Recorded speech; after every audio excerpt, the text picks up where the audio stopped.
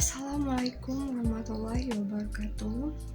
Perkenalkan, saya Dewi Somi, NPM 1962201078, Fakultas Ekonomi dan Bisnis, Program Studi Akuntansi dari Universitas Muhammadiyah Bengkulu. Baiklah, saya akan mempresentasikan tugas mata kuliah Akuntansi Keuangan Lanjutan 2 tentang persekutuan, pembentukan operasi, dan perubahan keanggotaan. Sebelumnya, persekutuan merupakan bentuk usaha yang populer karena mudah pendiriannya dan memungkinkan beberapa individu untuk menggabungkan bakat dan kemampuan mereka dalam satu usaha tertentu. Selain itu, persekutuan menyediakan sarana yang lebih fleksibel untuk memperoleh tambahan modal dibandingkan dengan perusahaan perorangan dan memungkinkan pembagian risiko dalam pertumbuhan usaha yang cepat.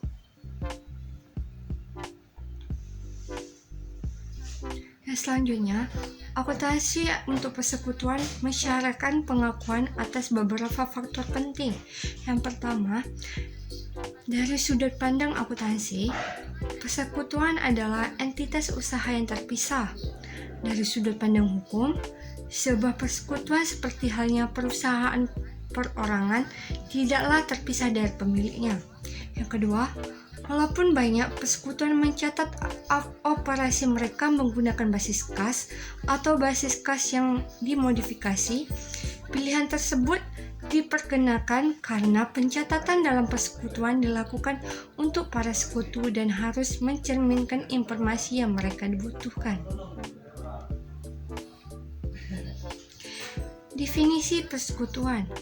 Dalam Kitab Undang-Undang Hukum Perdata dan Kitab Undang-Undang Hukum Dagang, Indonesia tertera definisi hak dan kewajiban setiap sekutu ke sekutu lain dan kreditor dalam persekutuan. KUHP Bab 8 Bagian 1 Pasal 1618 menyatakan bahwa persekutuan adalah perjanjian antara dua belah pihak atau lebih yang setuju untuk menginvestasikan sesuatu ke dalam usaha, dan laba yang diperolehnya dibagi di antara mereka. Setiap sekutu harus setuju atas perjanjian pendirian, dan para sekutunya sangat disarankan untuk memiliki perjanjian tertulis secara formal untuk menghindari potensi konflik yang mungkin timbul selama pengoperasian usaha tersebut. Kemudian, karakteristik persekutuan ada 7. Yang pertama ada perjanjian persekutuan. Yang kedua, persekutuan sebagai entitas terpisah. Yang ketiga ada sekutu wakil. Yang keempat, kewajiban sekutu. Dan yang kelima, hak dan kewajiban sekutu. Keenam, kepemilikan sekutu yang dapat dialihkan dalam persekutuan. Dan yang ketujuh, berhentinya sekutu.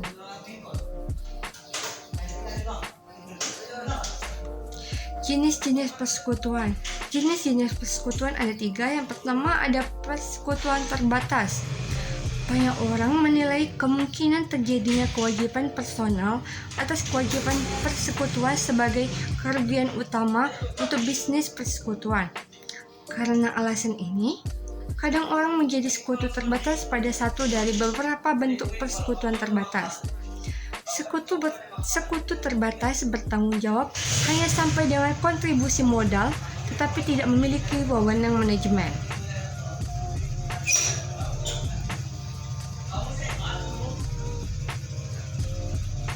Yang kedua ada persekutuan dengan kewajiban terbatas. Beberapa negara mendefinisikan bahwa sekutu dalam LLP bertanggung jawab penuh atas kewajiban persekutuan. Tiap sekutu memiliki tingkat perlindungan kewajiban yang sama. Bentuk ini tidak mengubah sifat dasar jasa akuntan yang diberikan kepada pelanggan dan telah secara umum di lingkungan bisnis. Dan yang ketiga ada persekutuan dengan kewajiban terbatas. Setiap sekutu bertanggung jawab atas hanya kewajiban persekutuannya. Tiap sekutu adalah sekutu umum. Walaupun bertanggung jawab atas manajemen persekutuan namun tidak memiliki kewajiban personal atas kewajiban persekutuan, sama dengan perlindungan kewajiban yang diberikan di sekutu terbatas. Yang selanjutnya ada akuntansi untuk pendirian persekutuan. Persekutuan harus dapat memisahkan secara jelas antara kontribusi modal dan pinjaman yang diberikan oleh sekutu kepada persekutuan. Kemudian, perjanjian pinjaman haruslah memiliki bukti tertulis atau dokumentasi lain yang secara legal dapat membuktikan bahwa terdapat perjanjian dari salah satu sekutu kepada persekutuan. Kemudian, aset yang disetorkan harus dinilai sebesar nilai wajarnya yang mungkin membutuhkan jasa penilaian atau teknik penilaian lain. Kewajiban harus dinilai sebesar nilai yang sekarang dari sisa arus kas yang dibayarkan.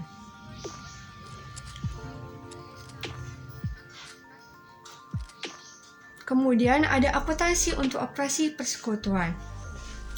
Persekutuan menyediakan jasa atau menjual produk untuk mencari keuntungan. Transaksi tersebut dicatat dalam jurnal dan buku besarnya. Sebagian besar persekutuan menggunakan akuntansi aktual dan prinsip akuntansi yang berlaku umum dalam pembukuannya. Karena prinsip akuntansi yang berlaku umum menghasilkan pengukuran laba yang lebih baik dibandingkan dengan metode akuntansi alternatif, seperti basis kas ataupun bisnis kas yang dimodifikasi. Laporan keuangan persekutuan disusun atas kepentingan sekutu dan terkadang kreditor.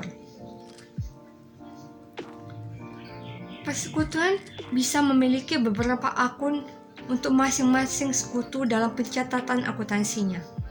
Akun-akun tersebut yaitu yang pertama ada akun modal, yang kedua ada akun thrift, dan yang ketiga ada akun pinjaman. Yang selanjutnya ada alokasi dan laba rugi. Alokasi dan laba rugi atau rugi dialokasikan kepada para sekutu pada tiap akhir periode dengan perjanjian dalam persekutuan. Pada bab 8 bagian 2 pasal 1633 KUHP menyatakan bahwa sekutu berhak memperoleh bagian laba atau rugi secara proporsional sesuai dengan jumlah yang dikontribusikan ke dalam persekutuan. Secara tidak langsung, semua persekutuan memiliki perjanjian akuntansi laba atau rugi. Perjanjian tersebut harus diikuti secara benar, dan jika tidak ada yang jelas, maka akuntan memastikan bahwa semua sekutu setuju atas distribusi laba atau ruginya. Beberapa persekutuan memiliki rencana distribusi sederhana, sedangkan yang lain bersifat kompleks. Menjadi tanggung jawab akuntan untuk mendistribusikan laba atau rugi berdasarkan perjanjian persekutuan, terlepas beberapa sederhana atau kompleks perjanjiannya. Dan untuk poin terakhir, di sini ada perubahan dalam keanggotaan. Perubahan dalam keanggotaan persekutuan terjadi dengan adanya penambahan sekutu baru atau berhentinya sekutu yang saat ini. Sekutu baru biasanya merupakan sumber tambahan modal utama atau sebagai tenaga ahli. Struktur legal dari persekutuan masyarakat bahwa penerimaan sekutu baru secara tidak langsung merupakan persetujuan dari semua sekutu saat ini. Pengumuman publik biasanya dibuat mengenai penambahan sekutu baru sehingga pihak ketiga yang melakukan transaksi bisnis dengan persekutuan menyadari adanya perubahan dalam persekutuan lain.